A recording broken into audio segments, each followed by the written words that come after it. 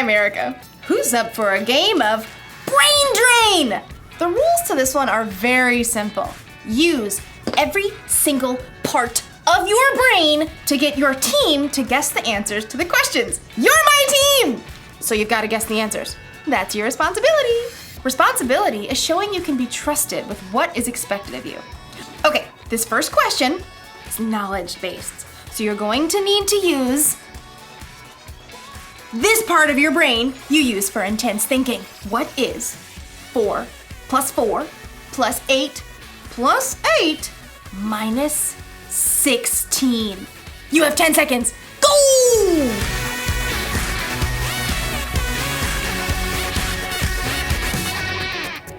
Carry the 1.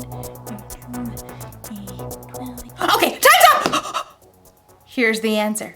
4 plus 4 plus 8 plus 8 minus 16 is 8! Did you get the answer? Did you get the answer? Huh? Who got it? I'm gonna say you did. Next question! Okay, so this is an artistic question. You'll need that creative part of your brain right here. Using the enclosed clay and drawing pad, get your team to guess the following phrase. Okay, I can do this. Go! Huh? Oh, what? Oh, what? Do you get it?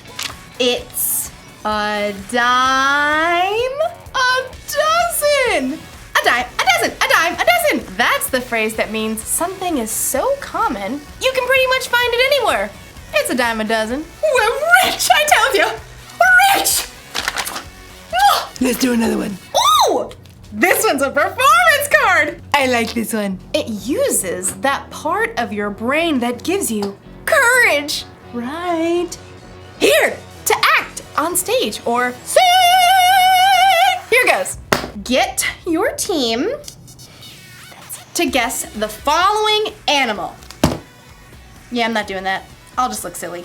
In today's story, we'll learn about a boss who put 3 servants in charge of bags of gold. Will the servants do something with what they're given or waste their opportunity? I'm not going to act like that animal. Stop wondering. Stop! The Bible. It's 66 books of history, stories, letters, and poetry that fit together to form God's one big story. The epic adventure of how He created us and loves us so much that He made a way to rescue us. As we travel through the Bible, from Genesis to Revelation, we discover people who met God and found their lives changed forever. Now, for an amazing story, inspired by the book of Matthew, chapter 25, verses 14 through 30. When Jesus wanted to share truth with the people that followed Him, He often would tell a parable, a story. Here is what the kingdom of heaven will be like. These parables used everyday situations to help people think and understand God's truth for themselves. One day in Jerusalem, Jesus wanted to share a story with His followers. If He told that same story today, it might sound something like this. There once was a man who created the world's most amazing energy bar. Just one bite and I feel like I could leap tall buildings in a single bound. What is even in these? If I told you, I'd have to leave you stranded on top of Mount Everest. The man did such a good job of selling the energy bars, he soon became wealthy. Then one day, he got on a Zoom call with 3 of his top employees. Zane, Ren, Murray. Yes, sir. Right here. Murray, Says he's here. I don't hear him. start your audio, Murray. Oh, hey, I was finishing the movie. I've called you together for an important purpose. I'm going offline. You're what? Completely screen-free. I'm going to travel the world for a while. Hike Everest, cross the Sahara, dive down to the Mariana Trench, miles beneath the ocean, all fueled by my energy bar, of course. Dude, that is far out. Literally. The rich man had carefully studied his employees and knew what they can handle. While I'm gone, I'm leaving you in charge of my money. Zane, I'm sending you an encrypted key to access my gold account with 5,000 credits. Oh, excellent. Ren, here's an encrypted key to access my silver account with 2,000 credits. I'm on it. Murray, check your inbox for an encrypted key to my bronze account with 1,000 credits. That's it. That's it. I'm going off the grid. Immediately, Zane accessed the money from the gold account and put that money to work. He hired scientists and designers to create a suction shoe that would keep a rock climber from falling. I call it the fly shoe. The fly shoe sold as nearly as fast as the energy bar. Zane soon made his money back, and more. Ren, meanwhile, made excellent use of the money in the silver account. What does every adventurer need besides fuel and shoes? A friend. So Ren invented a robotic hamster that could travel anywhere an explorer can go, from the highest of mountains to the deepest ocean trench. Soon, robotic adventure hamsters sold as fast as toilet papers. So that left only Murray, who sat looking at the bronze account on his computer screen. Only 1,000? It's like he expects me to mess it up. Well, I'll show him. Ha! So Murray took the money out in coins and stashed them in a giant bag. Then late one night, dug a hole in his backyard, stashed the bag inside, and covered it right back up.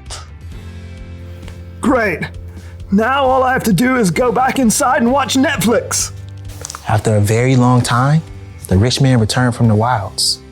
Ah, electricity, internet. I have returned to the grid. Please accept my meeting invite. Zane and Ren hopped on the call immediately. Murray took a little longer. Start your audio, Murray. Oh yeah, there it is. I'm excited to see how you've handled my money. Zane? Through sales of the fly shoe, I've added 5,000 more credits to your gold account. Well done, good and faithful employee. You've been faithful with a few things. I will put you in charge of many things. Come and share my happiness. Now, Ren. My adorable traveling robotic hamsters have earned 2,000 more credits for your silver account. Well done, good and faithful employee. You have been faithful with a few things. I will put you in charge of many things. Come and share my happiness. So, Murray. Yeah, hold on. Murray reached down and held up a muddy sack. He spilled the coins across the desk. How much is that? 1,000 credits. That's what I gave you. Yeah. Yeah, well, I knew you're a tough businessman. You make money even where you haven't worked for it.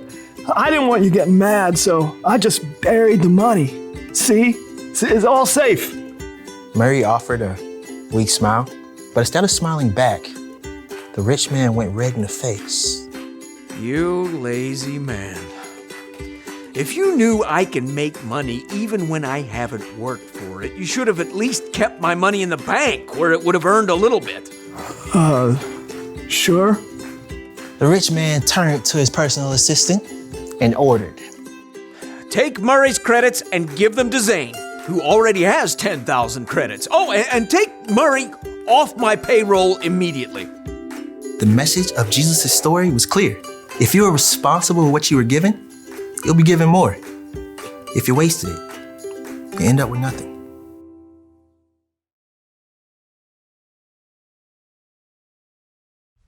When Jesus told the story about the boss and the 3 servants, I think it was really a story about you and me. God is like the boss in the story, and we're the ones he entrusted with bags of gold. Okay, so maybe God didn't actually give you a bunch of gold, but you have definitely been given something. Each and every one of us has been uniquely created. We've been given unique talents and abilities. We use different parts of our brain. We are definitely not a dime a dozen. So, it's up to us to actually use what God has trusted us with. We can't just bury it in the ground and let it go to waste. And I think it's even better if we use what he's given us to make a difference in the world, to love God, and to love other people. So here's the rule for life to remember today. Make the most of what you've been given. So if you've got a talent for singing, then sing out loud and strong.